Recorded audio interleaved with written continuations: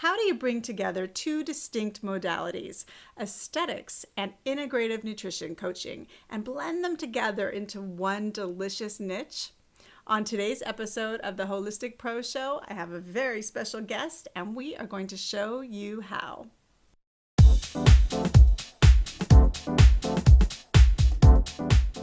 So, hi, this is Jaya Savannah, holistic business guru over at jayasavannah.com. And it is my pleasure today to introduce you to Sandra Emmanouilides. Sandra is a certified nutritional aesthetics practitioner who helps women break the cycle of unconscious eating habits and shows them how to feed their soul, love their skin, and exude radiance. Sandra, I'd like to turn it over to you. Welcome. Thank you. Thank you, Jai. I'm so excited to be here talking with you. I've been really appreciating getting to know you at a much deeper level since we have been working together on creating your delicious niche. And I'd like you to share a little bit about what it was like for you as a practitioner who has pursued different certifications. You know, you're a licensed esthetician, and then you did your work through the Integrative Institute for Nutritional Studies. The Institute for Integrative Nutrition. Yep. Yeah, sorry. Okay, so what's your actual title with them? Well, initially it was holistic health coach, and then it morphed into integrative nutrition coach. Right. Okay. That's why I got a little bit confused because they Yes, had that I know. change. Okay. Thank you. More- All right. So Sure. tell me a little bit about what it was like for you to be pursuing both of those modalities. Well, interestingly, I pursued aesthetics back in 97. So I had my license for quite a long time. I kept it active. I worked in the industry for 3 years and then remained active for the remaining 11 years until I got back into aesthetics. But in between that time, that was 98 when I got my license. And then it was 2006,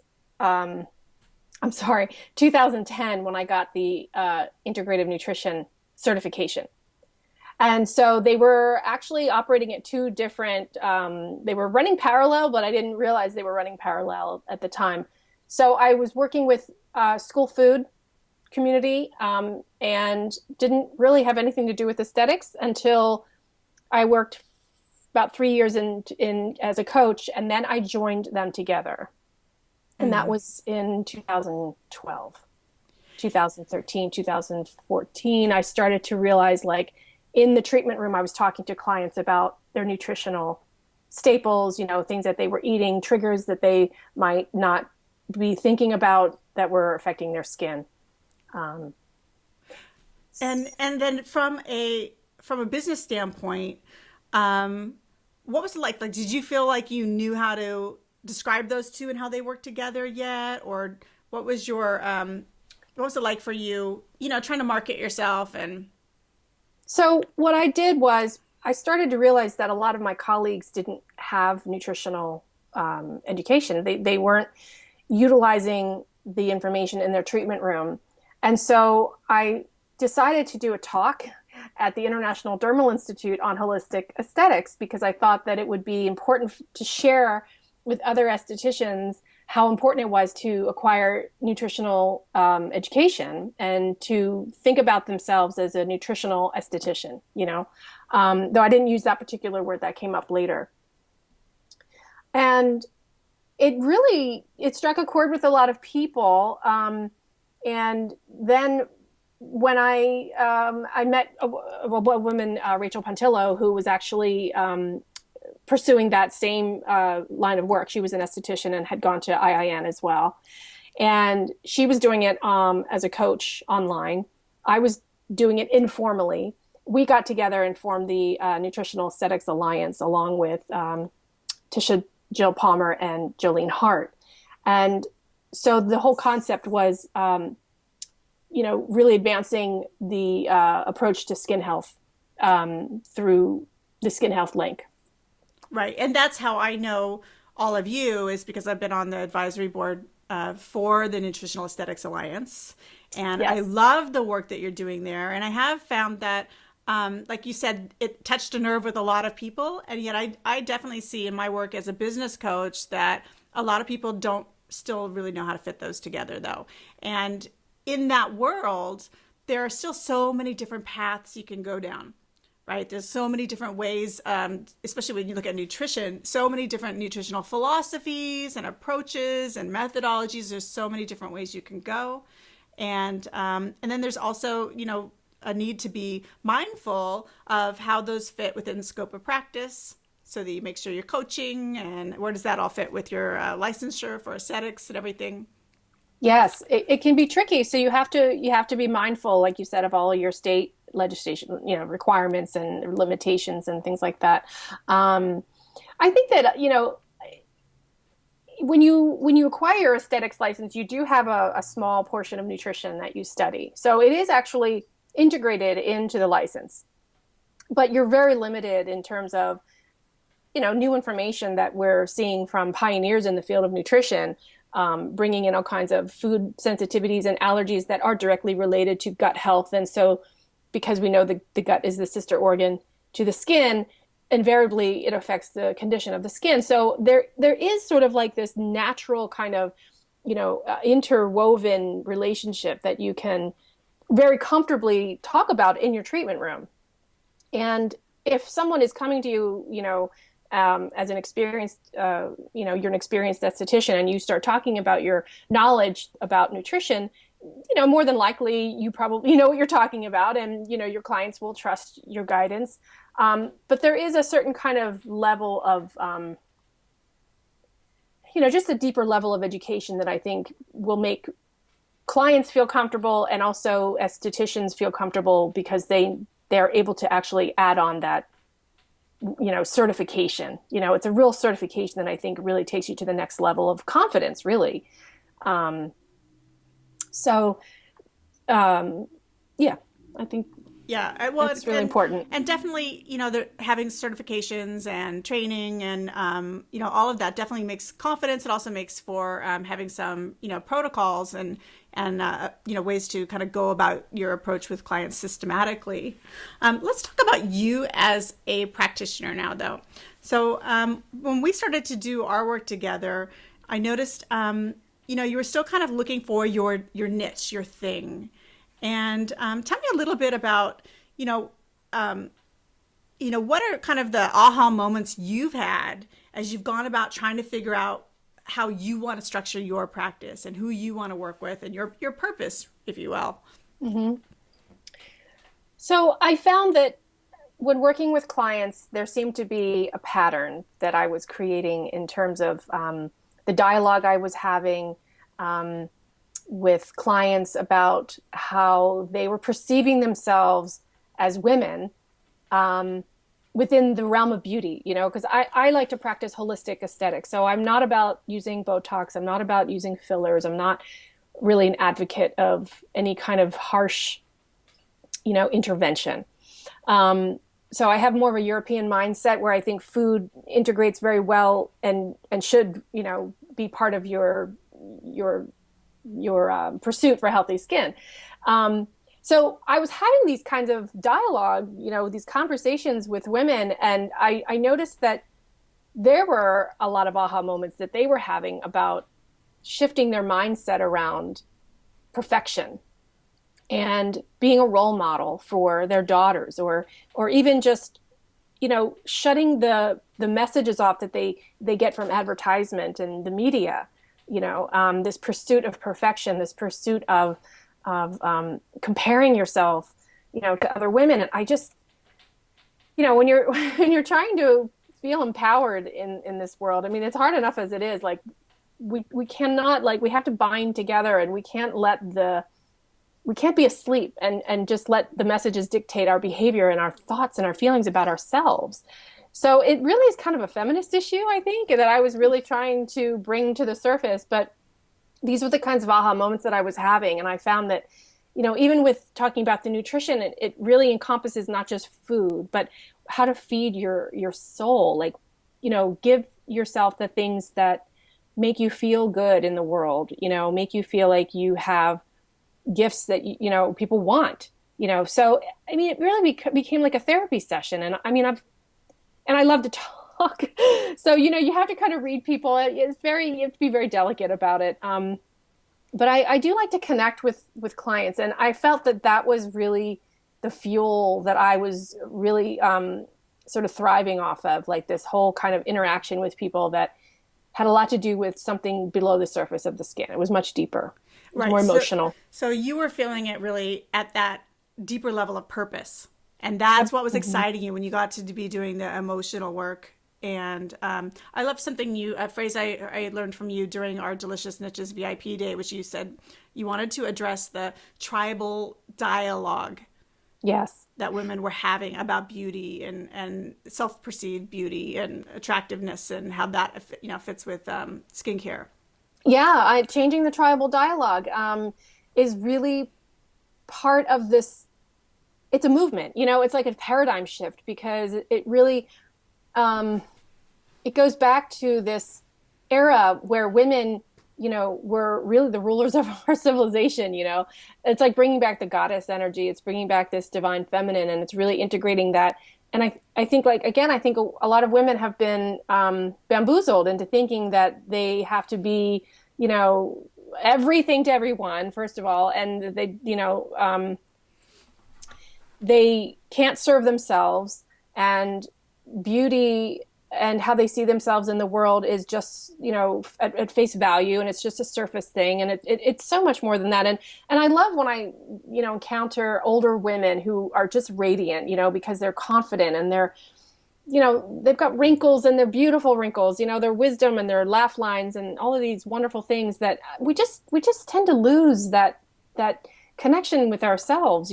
So it's really, and I have a daughter, so I feel like it's a huge responsibility on my part, to make sure that I'm not criticizing myself. And of course we all have moments, and we kind of laugh at them, but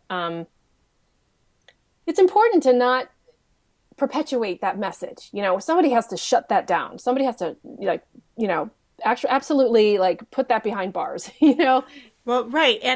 And I want to talk about that too, because also what I thought was really interesting to watch in our work together was how so much of your work is about taming that gremlin, and yet it reared its head a little bit when you started to really consider for real stepping out. Mm, Oscar, yes, that we named him Oscar.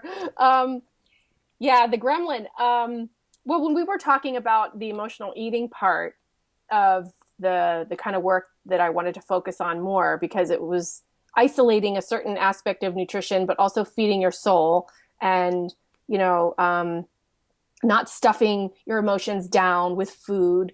Um, it's not just about choosing the right fats and carbs, and reducing your sugar and controlling your blood sugar, which is a huge part of it, but it's really so much more. And so I was dealing with that issue for many years, and I come in and out of it, but I wanted to make sure that I was an authentic voice for this type of work, because I want to be authentic. I really regard people who walk their walk and talk their talk very highly. So I wanted to be that. And, it took a while for me to kind of come around and embrace that and actually admit, like, yeah, you're doing it. It's okay. You can, like, bring it to the table and have a conversation about it. You can be an expert, or you can be an expert in work in progress, and it's all good, because you're just really, you're pulling people onto the boat. Like we've talked you about, it's like, I'm going to know a little bit more than you do. So that doesn't make me, you know, uh, an expert necessarily, but if I can help you, take a few more steps forward, then it's all good. Then I've done my job. Yeah. I think it actually goes a lot deeper than that, actually. Here's my perspective on it. And this comes from working with a lot of different kinds of practitioners who have a lot of different kinds of personal healing journeys to get to the point of mastery. It's not, sure, you might view it, I think you're minimizing it, really, if you say that you're just a few steps ahead. I totally disagree. What I find is that quite often, people will go into a certain modality because they have a personal journey that got them there, right? And that got them Mm-hmm. on the path of learning to heal themselves. And then they got so into it and realized they loved it and thought, they could help some others and continue to learn and grow in this field of study that fascinates them. Um, and yet, what I find without fail is that for any practitioner who's been in practice for any length of time, the new people are usually working on the first level of this, but people have been around like yourself, been around for a few years. You've been a leader in the industry, right? A co-founder of the Nutritional Aesthetics Alliance. You're not just starting out. Inevitably, there is a story tucked into the past, the one that when they start out, they are not ready to share because it's the vulnerable part of the journey. And and that's what I see really being kind of the gift for you at this next level in your career is to actually be willing to share that part. That is so, you must really be psychic because I was just thinking about this past week in fact, yesterday I was giving somebody an arm massage and a facial, and I had this like major, like, input, and it was like, wow, I'm gonna bring my mom and my grandma into this because they were like glamour queens, and they were my role models, and they really exemplified what beauty, looked like. Yet there was a lot of other things that they weren't empowered to do or be. And so, it's like carrying the torch, forward and redefining what it means to be a beautiful woman in the world and to work on the internal kind of, matching the internal with the external, but really kind of not overemphasizing the external. I don't know. There's still kind of like the language I'm working with to really make that clear. But yeah, there's a story. And, I like with the emotional eating part for me, there are certain aspects of like my relationships that have affected me, where, stuffing food down my throat, so that I didn't have to feel things, or I didn't even know what I was feeling, but, it kind of closed off my fifth chakra, and incidentally, I have a thyroid issue. So, that's all connected. I mean, it's just a part of the process of really breaking down each layer of who we are. And I really like to incorporate the spiritual aspect of who we are as well, because I think it's something that people are starting to open up to. And so you can make it part of the conversation. And so being vulnerable is part of everyone's process. And we don't have to be ashamed of that, and we don't have to make apologies for it. I think the more we open up, the more we'll feel connected to each other, because we are really feeling disconnected in a lot of ways. So that connection is really vital. Well, and I think, yes, as I say, and with your work with Radiance, I want to hear you talk more about Radiance, because certainly you see the word radiance used a lot in aesthetics to describe a nicely, exfoliated skin. But I think what we're talking about with you and your niche about radiance being one of the core values you have actually as a person, I see that as really being a core value for you. I see that as being more like an exfoliation of the spirit, like taking off the masks and the pretense, and that vulnerability is what reveals the radiance. But tell me more about what you think makes a woman radiant. I think there's a lot to be said about light, like your light within. And the more, we're all vibrations of energy. And I really just feel like we're having, we've heard this before, we're humans having a spiritual experience. And I think if you can start to connect with your heart, your heart chakra really just opens you up to connecting to everything. And I think that's when people start to become more, conscious of the environment, and they start thinking about, how animals are being treated, and, how the impact that they're having on the world, and the impact the world is having on them, and, their carbon footprint, things like that. That's when things start to really expand. And I think that makes a woman really attractive, when her world is opening up, where she's thinking about the greater good. And so beauty comes from a certain peace within, and I think it also comes from a compassion for others, and other living things. Not just their families where they just do, everything for them and nothing for themselves. And I think it's an attractive quality to have a certain amount of self-love, because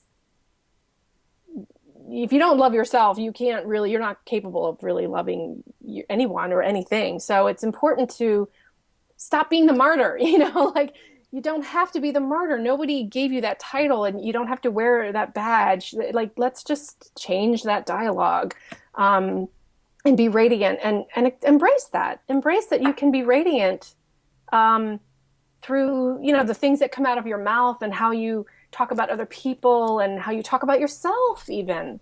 I mean, it's just crazy. Like, women will come in and they'll start dissecting their skin, and I mean, they're flawless. They're flawless. Like, you see somebody who has a serious acne condition versus somebody who might have like a little scar, or some kind of, maybe there's a little discoloration or something, and I really just want to kind of slap their faces sometimes, and I'm like, oh, you have no idea like how beautiful your skin is. And I made a client yesterday say, I have beautiful skin. I said, I want to hear you say, I have beautiful skin. And she chuckled first, but she couldn't say it with a straight face. And then she finally said it. But she was experiencing trauma from having had bad acne back in high school and college. So this is another thing too, that women are dealing with, this like psychological trauma of having bad skin, that your face is out there. I mean, there's so much to be said about the face, and like when you're holding the face, I mean, it's like the most intimate thing you could do. And I've said, and I really believe this, it's like the portal to the heart. It's like the portal to this like deeper part of yourself, because it's such a nurturing thing. Like, who does that? Your mother did that when you were a baby. Like, that's pretty deep. So having facials is like a ritual to me. Like, I want to turn it into a ritual, like back in the Roman and Egyptian and, Greek era, of like this ritual of the oils and the scents and the smells and the tactile, luxurious things that you feel. It's not just this like, this elite thing that you do, the spas reserved for, somebody who just has a certain amount of money, that, disposable income, or, you know what I mean? It's like, You're talking about again, the other part of your niche statement, which is feeding the soul. totally. Yeah. Feeding the soul. Feeding the How soul. how do you think? I mean, this was we went through a pretty in-depth process where you really clarified and as to your approach, and really I see you really owning it. And I think anybody watching this video can see the passion, right? I see the passion, and I see you looking radiant, as you talk about your work. How do you think you've changed now that you've actually sort of declared this is your niche? I think, talk about shedding skin. Like, I feel like I just really unzipped myself out of this cage. Like I feel like I've like a cocoon, like, the butterfly coming out of the cocoon. I really feel that way. It's been such a glorious awakening, to like go through this process of delving into these very intricate parts of myself that that you teased out ever so cleverly and proficiently. And I feel like it helps when you get validation, right? Everybody wants to feel validated about what their beliefs are, or what, the convictions that they have. And if you are confident about, again, I think it's about like this part of connecting people, this loving and this spiritual sort of essence of that we're all connected, and like just try to bring everybody up. I mean, that's just really, I don't know, it's just who I am. It's just what I get off on that. So I hope that I can, well, I will. No, I know that it will all kind of like lay itself out, and it's just a matter now of like organizing it in a different way, like organizing in a more succinct way, and then just applying the tools to the tasks, and then having my debut. Sort of getting myself out there. You're definitely relaunching the butterfly, starting to see what flowers are ahead of you, and just to follow the natural course of your career. So, if people wanted to meet you and have some aesthetics and nutrition work with you, how would they get in touch with you? Where are you located? And So I'm currently working at a day spa in Philadelphia, in the Queen Village neighborhood. It's called Fabric, Fabriq spa.com. And I do offer a package there for teens where it's nutritional coaching and facials. It's like a three package, it's a package of three. But we also use some amazing, food grade products that are just like the Bentley of skincare, so I'm really excited about working with that. And so where they can reach me is at fabricspa.com. okay, great. And so you can book a treatment with Sandra, Yes. and you would be very lucky to meet her and benefit from this really intimate and very spiritually oriented work that she does as a certified nutritional aesthetics practitioner. Well, thank you for sharing your story with us, Sandra. I hope this was helpful to others watching. You might be inspired. If you would like to talk with me about your niche in the holistic fields, I would be happy to offer you a complimentary niche assessment. And you can read all about my Delicious Niches VIP service, which is the work that Sandra and I did. If you go to deliciousniches.com, and at the bottom of that page, there is a link to schedule a complimentary niche assessment with me, and then we can meet one-on-one and talk about the future of your holistic practice. All right, thanks everybody. Sandra, I will see you soon. Bye.